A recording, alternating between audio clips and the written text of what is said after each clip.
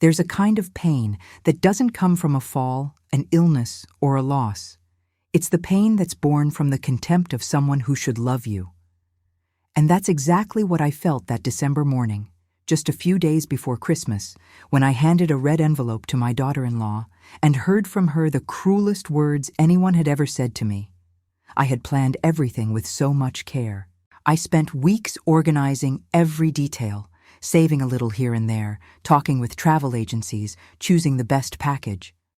I wanted to surprise my son Henry and his wife Emma with something special. They'd been through a tough year. He was overworked, she was always complaining about being tired, and I, as a mother, just wanted to see them happy. I thought a trip to Hawaii would be perfect.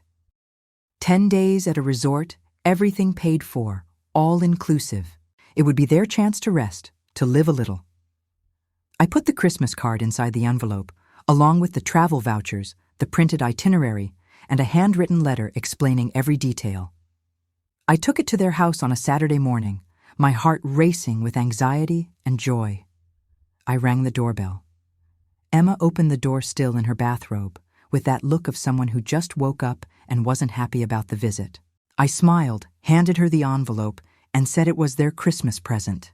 She took it, looked at the envelope with that bored expression, and then, without even opening it properly, without checking what was inside, she looked me in the eyes and said, "A Christmas card? Are you serious? You should be ashamed.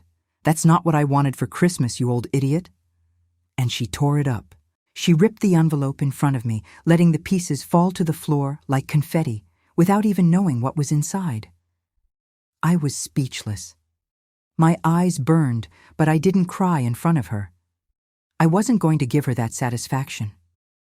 I bent down, picked up the torn pieces from the floor, stood up, and left without saying a word. I got in the car, drove home, and only then let the tears fall. It wasn't about the card, it wasn't about the trip. It was about the humiliation, the disrespect, everything that represented. I always tried to be a good mother-in-law. I never interfered in their lives, never criticized, never was one of those who's always watching or demanding. But Emma always treated me like I bothered her, like someone who disrupted the perfect life she thought she had. And my son, poor thing, lived in the middle of this war, trying to please both of us. That afternoon, after calming down, I called the travel agency. I explained the situation and asked to cancel the tickets and resort reservation. The attendant was surprised, but was kind. She asked if I wanted to reschedule or transfer the names.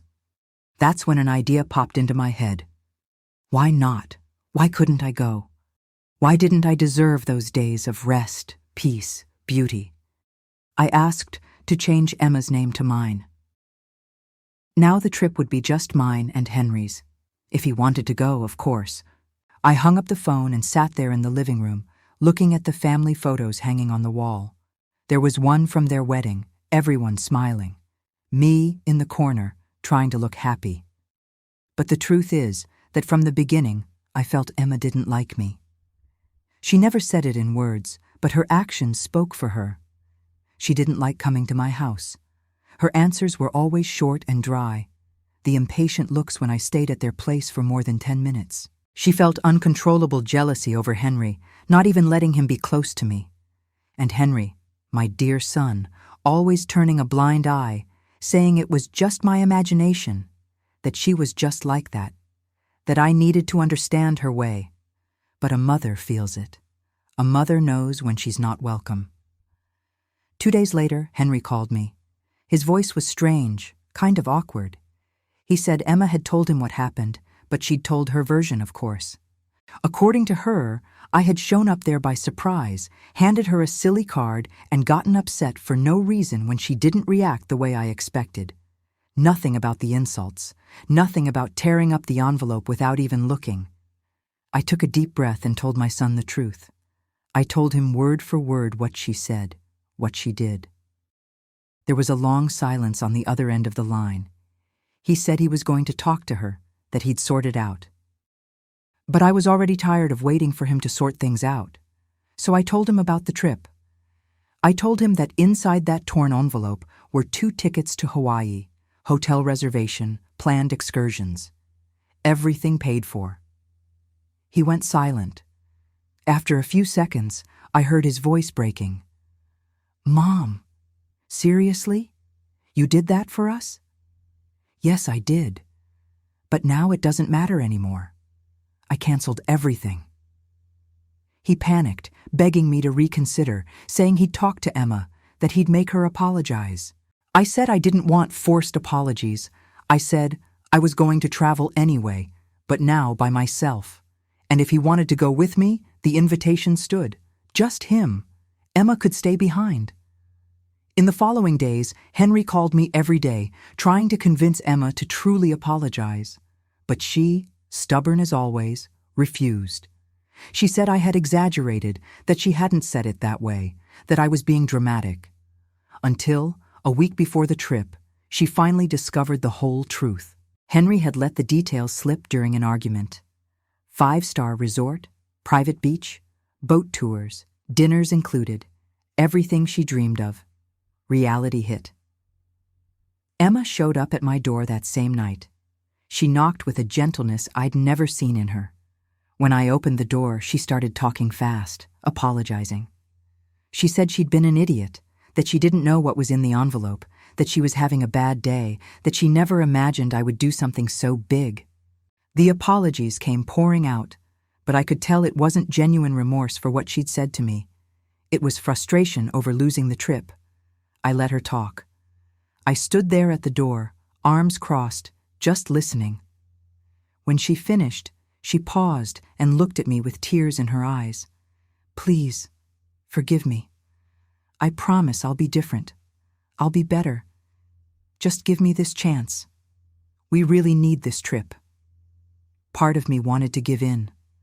Part of me wanted to believe she was being sincere. But the other part, the part that still felt the pain of those words, the humiliation of that torn envelope, that part was stronger. I told her I wasn't changing anything. The trip was mine and Henry's. She made her choice when she disrespected me. Now she had to live with the consequences. She tried to argue, said she'd make it up to me, that she'd do anything. She even cried, but I knew those tears weren't for me. They were for herself, for the lost opportunity, for her wounded pride. I closed the door slowly, leaving her outside. I leaned my back against the wood and closed my eyes. It wasn't easy, but it was necessary. The trip happened. Henry and I boarded a plane one January morning. He was quiet at first, carrying the guilt of leaving his wife behind. But gradually, he loosened up. On the plane, we talked like we hadn't talked in years. He told me things I didn't know. He said the marriage was difficult, that Emma was always dissatisfied, that nothing was ever enough. He said he felt trapped, exhausted from trying to please someone who didn't want to be pleased. I listened to everything in silence, holding his hand. When we arrived in Hawaii, everything seemed lighter. The beauty of that place, the sound of the waves, the warmth of the sun on our skin. Everything seemed to wash away the bitterness I'd been carrying. We spent our days exploring beaches, eating at seaside restaurants, laughing at silly things. Henry became again the boy I knew, the one who smiled easily, who made jokes, who was enchanted by simple things. One night, sitting in the sand watching the sunset, he thanked me. He said I'd done the right thing, that he needed that time with me. He said he was going to rethink a lot of things when he got back home. I can say that trip brought us closer in a way I didn't expect, and I know that for the first time in a long time, I put my dignity first. I didn't do it for revenge. I did it because I learned, after so many years, that self-respect isn't selfishness. It's survival. Today, when I look back, I don't regret anything. That torn envelope taught me that not every gesture of love is recognized, and not every person deserves our best intentions. But it also taught me that we don't have to accept disrespect from anyone, not even in the name of family peace. Christmas passed, the trip ended, but the lesson remained. Emma has been improving her behavior day by day. And if there's one thing I want to leave with whoever's listening to me now, it's this. Never let anyone treat you like you have no value. Because you do. And sometimes, the best response we can give is simply to move forward with our heads held high and live the life we deserve.